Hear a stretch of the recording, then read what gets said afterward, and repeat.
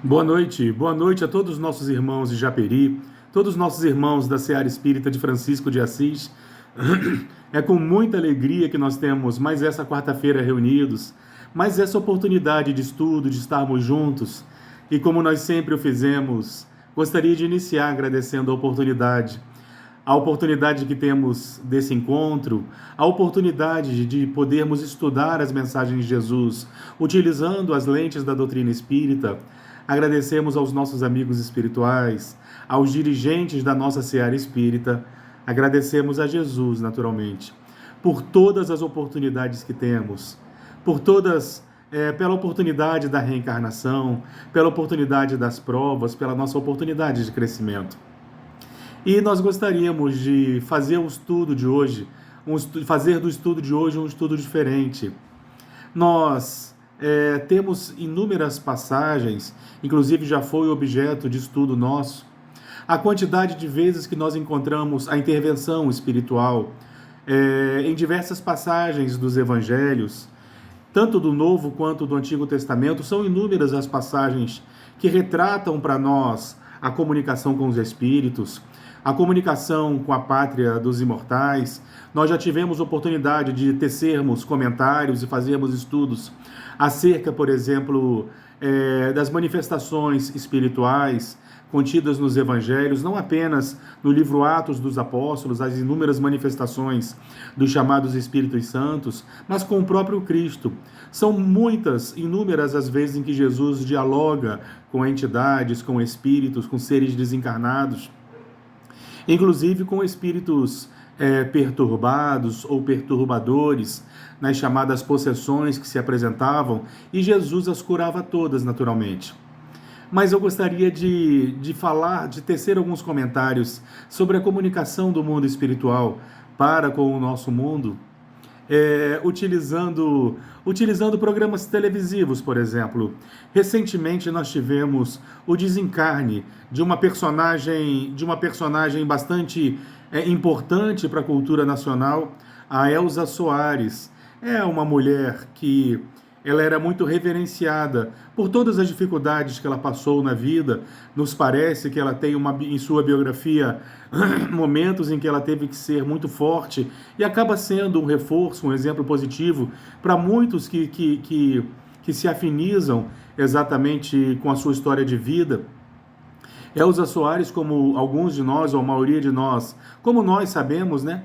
Ela foi uma cantora com um timbre de voz inigualável, e que desde da sua mais tenra idade ela enfrentou muitas dificuldades, incluindo violência de diversas formas, mas ela conseguiu se superar graças à sua vocação, à sua arte, vamos dizer assim.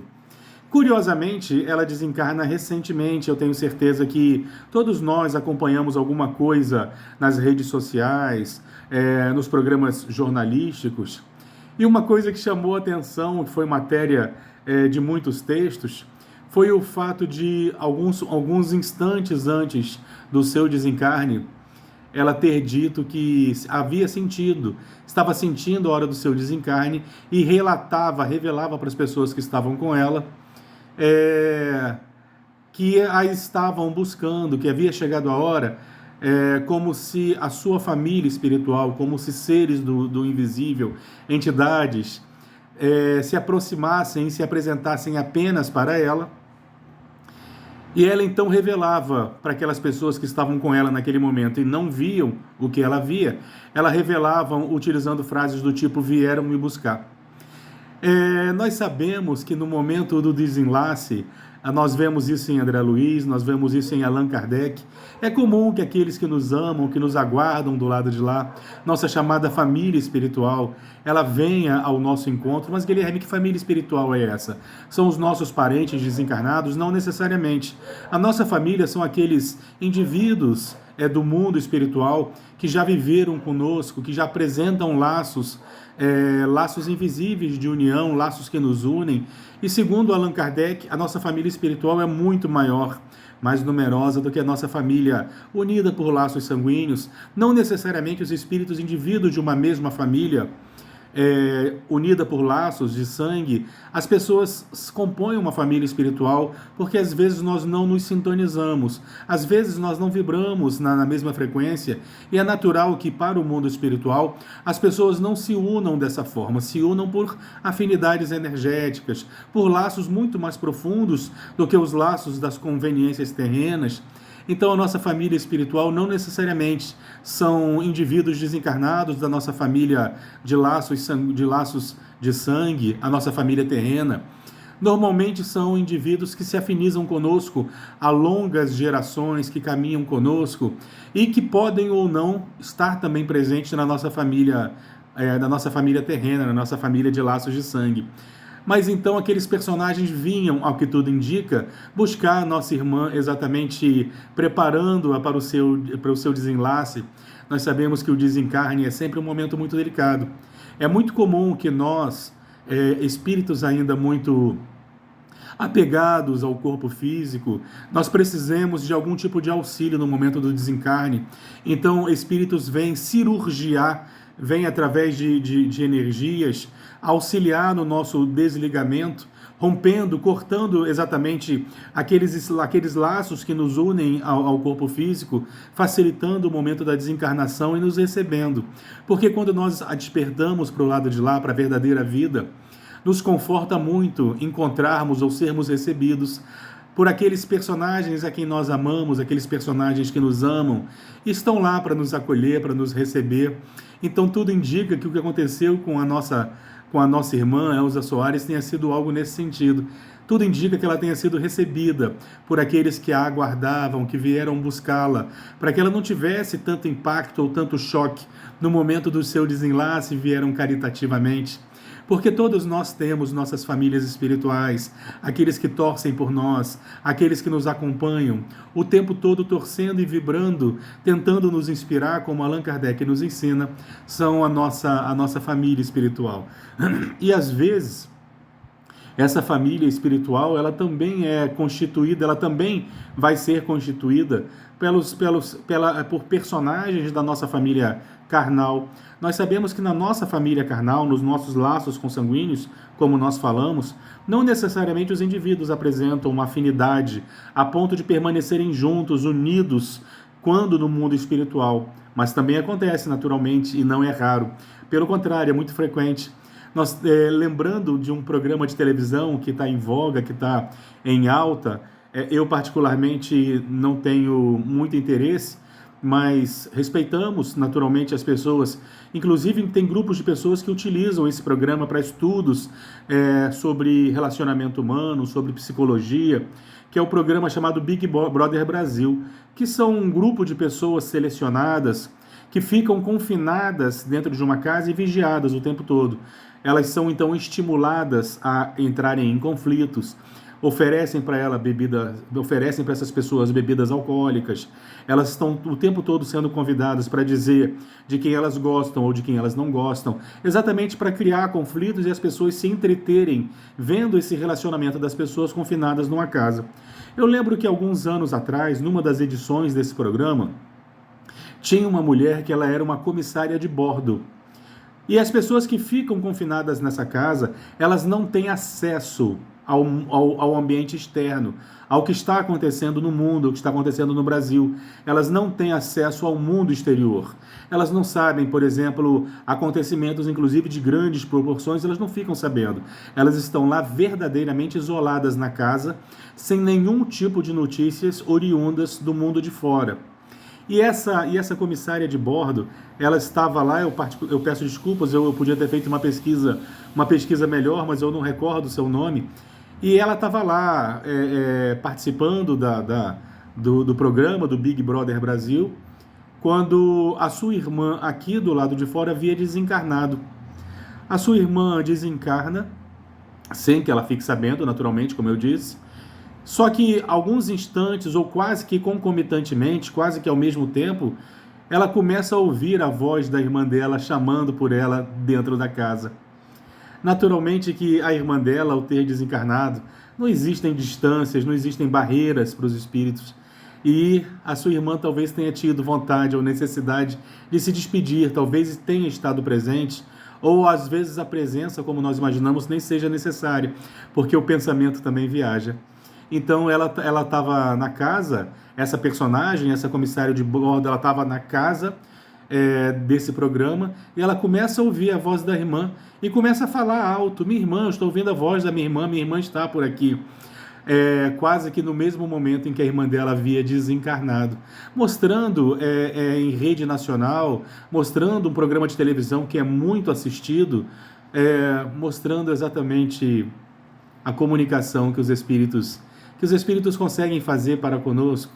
Nós, ao reencarnarmos, quando nós mergulhamos no mundo material, onde ficamos parcialmente acrisolados, parcialmente aprisionados, porque quando nós estamos mergulhados na reencarnação, quando nós estamos mergulhados no corpo físico, nós nos isolamos com relação ao mundo espiritual, nos libertando apenas nos intervalos do sono, mas no momento em que nós retornamos, nós não conseguimos trazer a maior parte das informações que nós colhemos no mundo espiritual, ficando apenas uma sensação, ou muitas das vezes, ou algumas vezes, alguns sonhos que relatam exatamente por onde nós andamos, revelam os ambientes que nós buscamos no momento em que o nosso corpo repousava, e o nosso espírito desperto para o mundo espiritual, ele vai atrás dos seus interesses. Era uma prova que o Brasil recebia, entretanto, muito pouco valor se deu a essa comunicação, por mais que ela tenha aparecido em rede nacional, num dos programas mais assistidos da TV brasileira. Apesar disso tudo, não se deu muito valor ou se promoveu debates, discussões a esse respeito, como merecia, naturalmente. Mas nós tivemos ali um exemplo muito curioso, muito inconteste, muito interessante, da comunicabilidade dos espíritos e os laços, naturalmente, que unem as pessoas que se amam. Aquele personagem, ao desencarnar, ele foi ao encontro da irmã, que perante todo o Brasil, ela relatava estar ouvindo sua voz a chamando, naturalmente numa despedida, algo muito emocionante. Nós, normalmente, nós não temos condições de sentirmos a presença do mundo espiritual de uma forma tão ostensiva, não pelo menos a maioria de nós. Entretanto, alguns de nós, ao reencarnarmos, temos o nosso perispírito trabalhado, exatamente para compromissos que nós assumimos ao reencarnarmos. Alguns de nós vão ter o perispírito trabalhado para que, mesmo reencarnado, ele tenha condições de alguma forma, receber mensagens do mundo do invisível, através de intuições, através de uma visão espiritual, através de uma audição. São os chamados médiums. São alguns personagens que são capazes de perceber o invisível de alguma forma. Conforme Allan Kardec nos ensina, ele que é pioneiro nesse tipo de estudos, todos nós temos a capacidade, em algum momento, com maior ou menor intensidade, de percebermos a presença dos espíritos.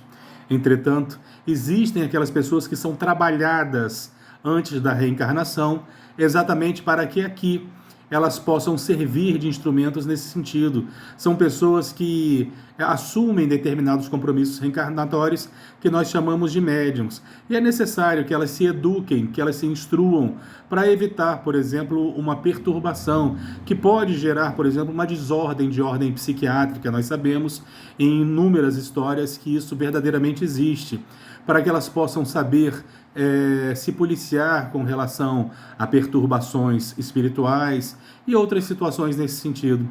Então, os médiuns são pessoas entre nós que têm a capacidade, diferente dos demais, de perceber de forma mais ostensiva a presença do mundo espiritual. Aquela jovem que participava do programa, que era uma comissária de bordo, talvez ela nem soubesse, mas ela tinha algum tipo de faculdade mediúnica que lhe proporcionou perceber ou ouvir a sua irmã no momento do seu desencarne. Então, meus irmãos, a mediunidade nós temos centenas, milhões de exemplos da sua veracidade. Dificilmente nós vamos encontrar uma família que não tem histórias nesse sentido para contar. Todas as famílias, praticamente, elas sempre vão apresentar alguém que apresenta algum tipo de sensibilidade, boa parte das vezes não compreendida. O espírito doutor Bezerra de Menezes vai nos dizer, inclusive, que se a mediunidade fosse melhor compreendida, se a influência dos espíritos para algumas pessoas fosse melhor compreendida, 80% dos chamados doentes psiquiátricos, loucos, talvez eles não fossem chamados assim, porque são por pessoas, 80% dos casos, são pessoas que apresentam determinadas faculdades mediúnicas e por desorientação vão se transformar em transtornos. É necessário então que nós mostremos ao mundo a realidade dessa comunicação, para que isso não seja considerado como uma patologia, para que isso não seja considerado como um problema, um mal psiquiátrico, para que nós possamos respeitar e carinhosamente fazer com que as pessoas compreendam aquilo que acontece e implica tanto em suas vidas, é a mediunidade, a capacidade que algumas pessoas entre nós têm de fazerem esse elo de ligação do mundo invisível conosco, exatamente como nós encontramos no Antigo Testamento, na história da estrada de Jacó. O patriarca Jacó, num determinado momento, teria dormido, teria pego no sono, e teria sonhado, e nesse sonho ele via uma escada que unia exatamente os dois mundos, fazendo com que os anjos descessem à terra. O que exatamente proporciona essa escada, esse elo de ligação, essa oportunidade de intercâmbio entre os dois mundos, é a mediunidade. É a mediunidade que tem necessidade de ser melhor compreendida e educada naturalmente. Precisamos todos educarmos-nos moralmente, mas principalmente aqueles que apresentam e assumem compromissos com essa faculdade. Eu gostaria de ler aqui uma mensagem do Espírito Emmanuel. Está no livro Caminho, Verdade e Vida, capítulo 10, Mediunidade. E nos últimos dias acontecerá, diz o Senhor, que do meu Espírito derramarei sobre toda a carne. Os vossos filhos e as vossas filhas profetizarão. Vossos mancebos terão visões, e os vossos velhos sonharão sonhos. Atos, capítulo 2, versículo 17. No dia de Pentecostes, Jerusalém estava repleta de forasteiros, filhos da Mesopotâmia, da Frígia, da Líbia, do Egito, cretenses, árabes, partos e romanos se aglomeravam na praça extensa, quando os discípulos humildes do Nazareno anunciaram a boa nova, atendendo a cada grupo da multidão em seu idioma particular. Eram as línguas estranhas que eles não dominavam. Uma onda de surpresa e de alegria invadiu o espírito geral. Não faltaram os céticos no divino concerto, atribuindo à loucura e à embriaguez a revelação observada. Simão Pedro destaca-se e esclarece que se trata da luz prometida pelos céus, à escuridão da carne. Desde esse dia, as claridades do Pentecostes jorraram sobre o mundo incessantemente. Até aí, os discípulos eram frágeis e indecisos, mas dessa hora em diante, quebram as influências do meio, curam os doentes, levantam o espírito dos infortunados, falam aos reis da terra em nome do Senhor. O poder de Jesus se lhe comunicara às energias reduzidas. Estabelecera-se a era da mediunidade, alicerce de todas as realizações do cristianismo através dos séculos. Contra o seu influxo trabalham até hoje os prejuízos morais que avassalam os caminhos do homem, mas é sobre a mediunidade, gloriosa luz dos céus oferecida às criaturas no Pentecostes, que se edificam as construções espirituais de todas as comunidades sinceras da doutrina do Cristo, e é ainda ela que, dilatada dos apóstolos ao círculo de todos os homens, ressurge no espiritismo cristão, como a alma imortal do cristianismo redivivo. Meus irmãos, a mediunidade não é um dom, a mediunidade é uma ferramenta de trabalho. Porque quando nós começamos a falar que a mediunidade é um dom, ela pode soar como privilégio, e médiuns não são privilegiados.